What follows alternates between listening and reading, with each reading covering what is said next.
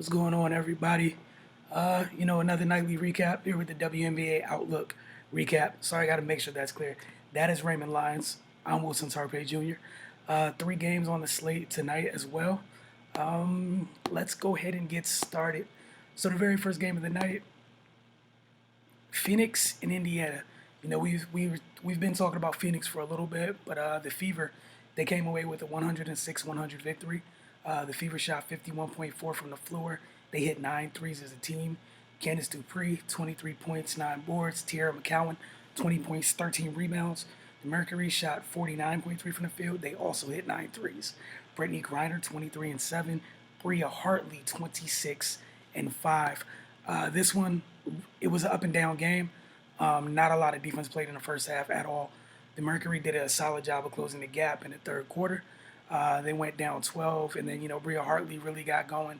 She kind of spearheaded the rally, but the Fever, because of Phoenix's issues defensively on the perimeter, man, the Mitchells were getting what they wanted. Tiffany and Kelsey Mitchell. Marianne Stanley has some dogs at the guard position. Those two, along with the young rookie, I want to say Julie Alamon from Belgium, she has a really quiet game, but it's solid because it's a really nice fit because she can run the one at times while the other two do what they need to do off ball, and then she can also pop off ball, shoot as needed. So it's a good balance there. But Tiffany Mitchell and Kelsey Mitchell trying to deal with them off the bounce looks like pure. It just looks like it's really tough to deal with. Period. There were a lot of times where they were able to use their shiftiness, get into the paint, and they would just feed McCowan, Dupree, whatever big was just like sitting at the foul line at times. They crashed the whole paint in, scoop pass, scoop pass, bounce pass, easy buckets for them. But one of the things we did see, they're a young team.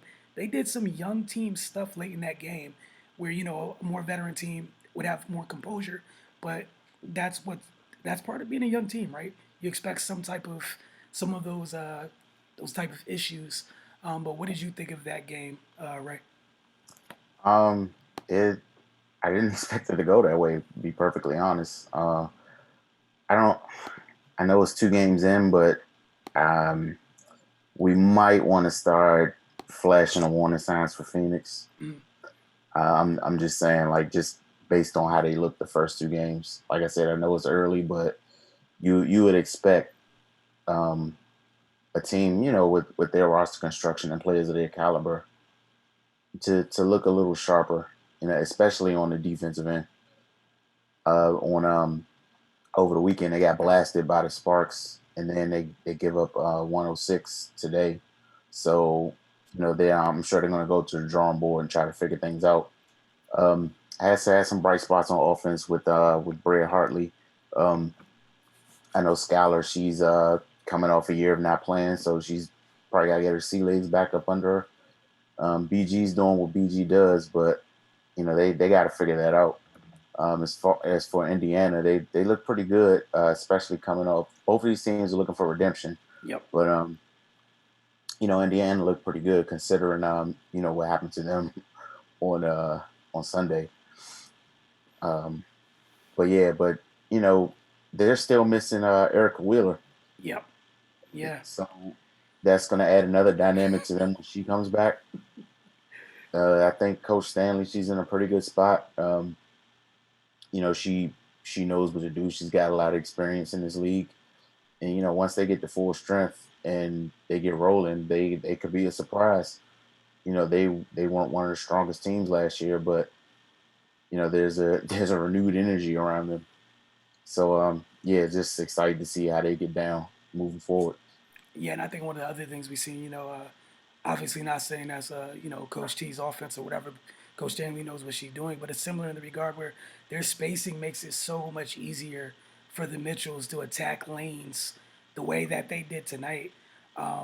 It was crazy. I expect more of them. I'm not saying they're gonna have the exact type of numbers they had tonight, but there's no reason if the spacings, if they're running their offense efficiently, that they can't do what they do with that space and just put Hmm. stress on defenses. So, like you said, I'm definitely looking forward to see what they doing forward. One thing with the Mercury, they might want to consider juggling that starting lineup a little bit.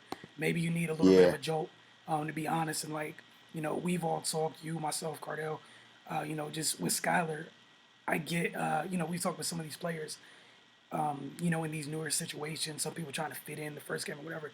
She might want to take a page out of both McCautry and Bonner's book. Even if you're trying to fit in, like they brought you in here to be assertive, they brought you in here Hmm. to be a bucket. That's what they need right now.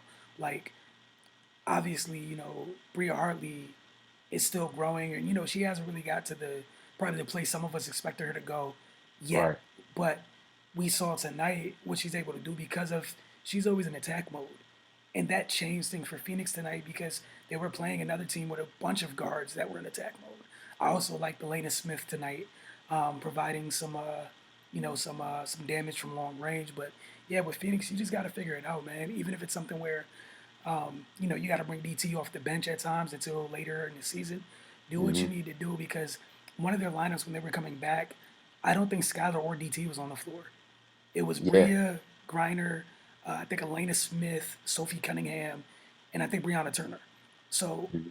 just being honest, right? Like I'm not messing with people's legacies or stature or what have you, but if that's probably your best five at this moment, you do what you got to do because it's only 22 games. You got Yeah, you don't have time to catch up. exactly, and right now you're 0-2, so that's where you don't want to be right now. But we will see what happens, and congrats to Coach Stanley for getting her first win as a head coach since her last tenure as a head coach. So congratulations to her and Indiana Fever. All right, for the second game, you sir. Oh man, got Dallas versus New York. Dallas got a 93-80 win. Um, this was this was kind of fun for me. You got to see the young guns go at it. Sabrina got her first look at her former teammate Satu Sabali as an opponent. I'm sure that was pretty weird for them, but yeah, like it was game started, pretty high paced. Both teams getting up and down. I noticed something off just out the gate. Sabali was looking real bouncy and energetic, being active on defense. Crashing the board on offense, getting into the lane. Doing what she does, being versatile, and just really showing the full range of her abilities. Sabrina, this man, she looked good tonight. Finished with 33, 7 and 7. See what the thing I like about her is, she's coming in number 1 overall pick. It's going to be a lot of hype around her, but she's not forcing anything. She's letting the game come to her. She has some nice passes early on. Uh, she threw two gorgeous feeds, three actually. Two of them were fumbled out of bounds, and then another one, Kia Nurse missed the layup. But she just was even killed. Doesn't seem to get too high, too low on anything. And then the basket just opened up for her. And she struggled shooting the first game. She went 0 for 7 from three. Tonight she was 6 for 10. En route to her 33 points. New York, things sometimes the ball just doesn't go in. Sabrina had a good night shooting, but they missed a lot of shots that they made in their season opener. So it happens. It's basketball. You just move on to the next one. For Dallas, they look like a completely different team.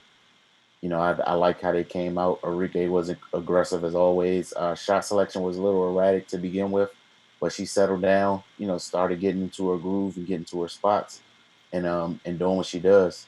Um, had a scare. Izzy Harrison had a nasty looking fall, rolled her ankle. She stepped on I can't remember whose foot it was, but she was going up for a layup, stepped on her foot, rolled her ankle really badly. But I'm glad that wasn't too serious. Mariah Jefferson, you know, she made things tough for Sabrina to begin with. Not letting her get into her groove and get comfortable. Eventually Sabrina kind of figured her way through the game, but that's what Mariah Jefferson does. This is her first season in a few years, so it's good to see her back out there and not losing too much. Of course, she's gonna have to get fully back into her groove after a while, but yeah, Dallas looked good, man. They were energetic. They made shots. they did what they did. Ty Harris, she had some quality minutes again. So another young team that's people going to have to look out for. Like we're going to say it a lot in the WNBA is there's nobody you can just discard Right. and kind of look over. It's just too much talent. And not a lot of room for error in this league. Nah, for sure. And that was the fun part about tonight was you watch two very young teams. We know they're both building for the future. Just where they're going, I really like the fact that no matter who you choose to start for Dallas at the one, you're in a good situation having Mo Mhm. and Ty. You're in a good situation. No matter who's starting, who's finishing games, what have you. You got two two well-groomed point guards from the collegiate level that are comfortable, calm and poised for the most part. So they both bring different things to the table. And yeah, with Enrique, all I'm looking for this year is to improve her shot selection, because Mhm. now you're playing with point guards. You're playing with natural distributors. Just get better at picking your spots, and when you get going, they're gonna feed you. But like you said, just tone down on some of the erraticness. Like you don't have to be as erratic. You don't have to force it as much because you got folks that can create for you. You don't have to create for yourself. No, Salsa Bali have another comfortable night. I like the fact I caught a little bit of that game where she's a little bit more assertive tonight versus the other night, but Mhm. still played Definitely. at her speed. But that's one thing. And for Sabrina, not surprised at all. One of the biggest difference in this game because I know a lot of folks don't listen. There's people like I know I said temper your expectations, so probably somebody's probably gonna take something like temper your expectations for Wilson doesn't think she's any good. So let's say this again. One of the differences in tonight was that there was a stark contrast in the ball pressure by Dallas versus Seattle, and Mhm. that's what was gonna happen between another young team and a team that don't got time to play with you in Seattle. They're not Right. going to let any of that, and it was respecting that they came out to make sure you're not going to have the impact you had, and it was a much more comfortable type affair. If you just look at the highlights for both games.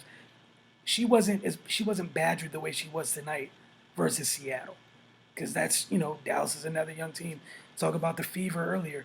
They did a lot of young, dumb team things. That's what you're gonna do. So when the younger teams play each other, I don't ever really expect high quality defense from two young teams meeting up, Mhm. outside of maybe both teams having a really bad shooting night.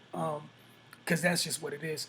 And this was just a great example of why she was the number one pick. We know about her vision, her handle. We know she can score. And this is one of those things where now it's about games like this. Yeah, again, to me it doesn't I'm not that impressed by it because of literally what I just said.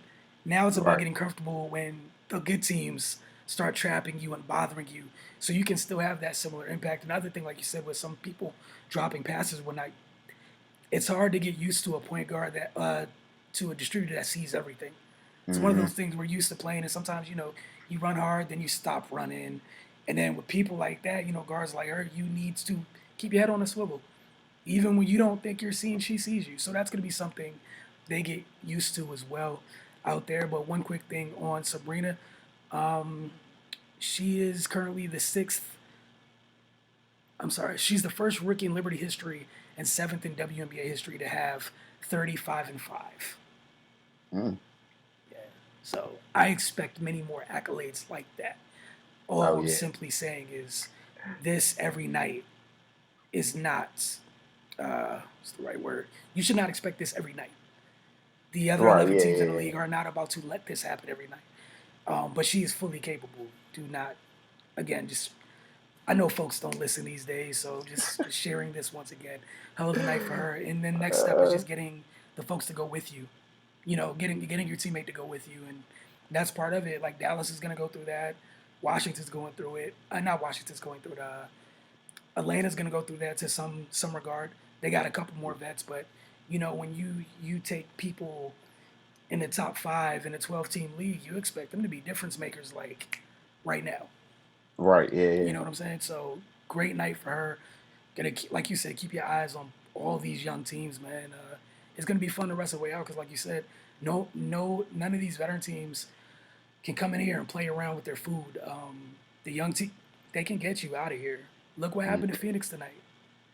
You came Exactly. in, Perfect example. and next thing you know, the kids is up and down, running you ragged, and there's no turning that youthful energy off, that youthful exuberance off. You got to cut it off at the knees at the beginning of the game. You can't let them get going. This is Yeah. comfortable out here. You're Once not they gonna start turn. rolling downhill, that thing gonna snowball on you. I'm saying though, Sabrina got rolling, and Dallas was like, well, you can't beat us by yourselves. That was essentially what it is, right? It's not like they could turn it off. Or the Mitchells in Indiana, they could have turned. You couldn't turn the faucet off. It's too late. It's way too late. People hitting threes, uh, turning the corner at absurd angles and finishing at the rim. Nah, it's too late. You're in trouble already. They're comfortable now. Kelsey's in her bag. Tiffany's in her bag. And the last thing with the fever thing, I saw a lot of people, what was Coach Stanley thinking about not having her start against Washington, things like that. I personally don't think it's anything more than probably the type of shape that Coach Stanley would like her to be in. She's not in at this moment. Hmm. She looked gassed tonight against Phoenix. It's just that Phoenix, they play slow. Yeah, and that'll play. That's the teams that don't play high tempo. It's really gonna hamper them, especially early in this season. When people really aren't in the best shape, you're giving Mm-hmm. them a chance to catch their breath. Yeah. So I mean, as the season goes on, probably like give it like another 4 games. I'm sure Tierra McCowan will be starting as soon as she has her legs underneath her. Not Hmm. only her legs, but just her wind. You know what I'm saying? Like just her wind. Right. Like the way Washington runs, that was going to be a lot to ask of her. Oh yeah, yeah. You know what I'm saying? Like that was going to be a whole lot to ask with a big that doesn't have, not even her legs, just her wind. I don't understand what people don't get about that. Just having your wind.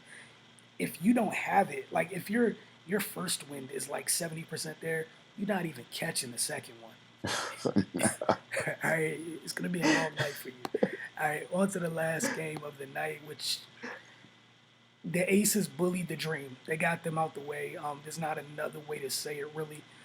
We kind of knew what it was going to be. It was a clash of styles. The Dream want to get up and down, and the Aces, they off that. We're going to pound you in the paint. We're going to pound you into submission, and we'll run here and there off your stops, but just body blow after body blow. That's essentially how the Aces play. Um, with Angel McCautry's second steal of the night, she's the 10th WNBA player with 600 steals. She's the third fastest to that mark, behind Tamika Catching, Cheryl Swoops. It took her just 288 games to get 600 steals. Mind you, she missed, kind of missed a year of basketball Right. last year. But with that one, I don't have too much here except for Atlanta. Mo Billings had a tough night. We know about the career night she had. A little bit different going up against the Aces front line, right? She doesn't really have a partner in crime up front. Like Elizabeth Williams is there, but the Aces are just deep up front, even without Kimbaj. That's a super physical group, right? And then the other thing with the Dream, without Courtney Williams right now, like Kennedy Carter was she's really the only one with the requisite handle that could really break down an aggressive defense like that, over and over again. And then if you break them down, like Asia and Hamby, they're just swords. They're just there waiting to catch you once you get by. Um, so it was just a rough one for Atlanta as a whole. And then Billings got a foul trouble early because Asia's getting single coverage to be in the games now, and essentially it's just cookbook at that point. She's getting the ball at that high elbow, and it's jab, jab, jumper, or first step. I'm at the rim, foul, and then Mo Billings comes off the court. She's like the Energizer Bunny in terms of for Atlanta hitting the glass, and they're missing Glory Johnson too. So it was just a tough from a style standpoint, and then with the Aces really got like I felt like they were rolling on all cylinders tonight for the most part, Hmm. and that's essentially what we saw. I really like the addition of Lindsay Allen. Brings them a lot of calm at the one. She's a two-way player, can provide things on both ends.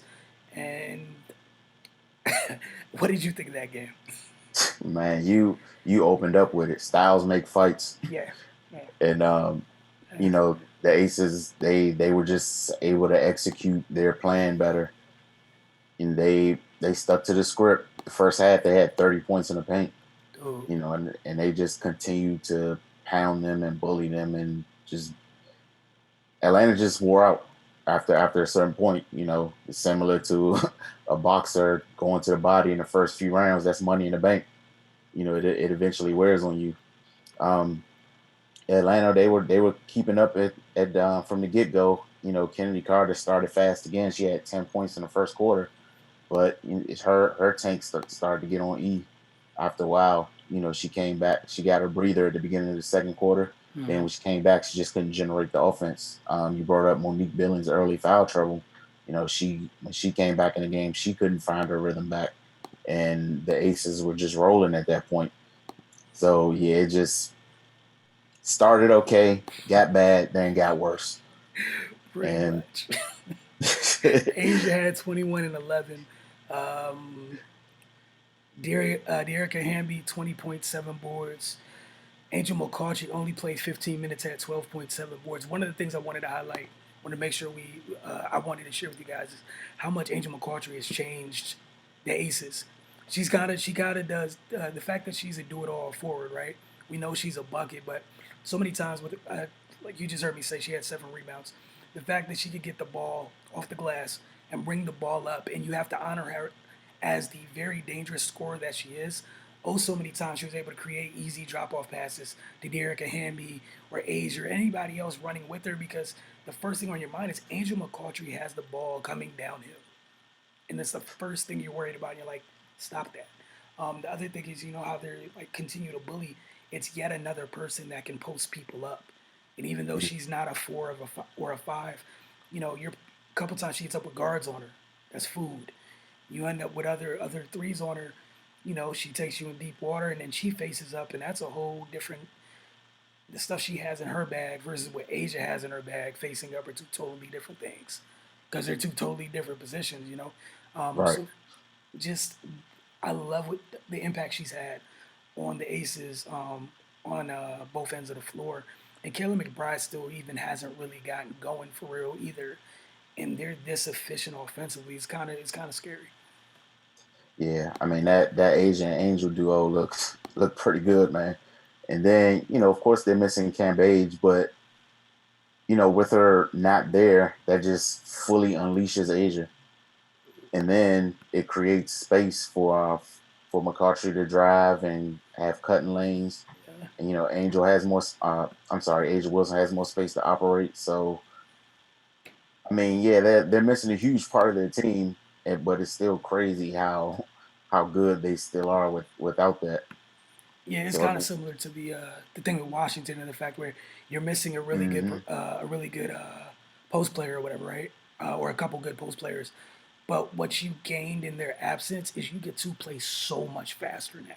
And right, Washington played faster with what they had before, but this year they're going to have Tina, and obviously Tina can get up and down the floor, but you're going to have to try to figure out how to have essentially at some times 3 people that can operate out of the high post and low post all in the half court together. Where with current thing right now, the space it's just so much more wide open. They get to run more, and that's exactly what the Aces are doing. They get the rebound. They're off to the races. Dearica Hamby does a great job playing above her height and weight class, and she's crashing the board. They're off to the running. But I really like the pairing of Lindsay Allen and Daniel Robinson. As their kind of platoon at point guard. But hmm yeah, it was just a it was a thorough butt kicking. Um, there's not really too much to add to that. Did you have anything else, Ray? nah, man, just another good night of games. Things are starting to take shape pretty early. Mm-hmm. From we're getting what we expect from who we're familiar with.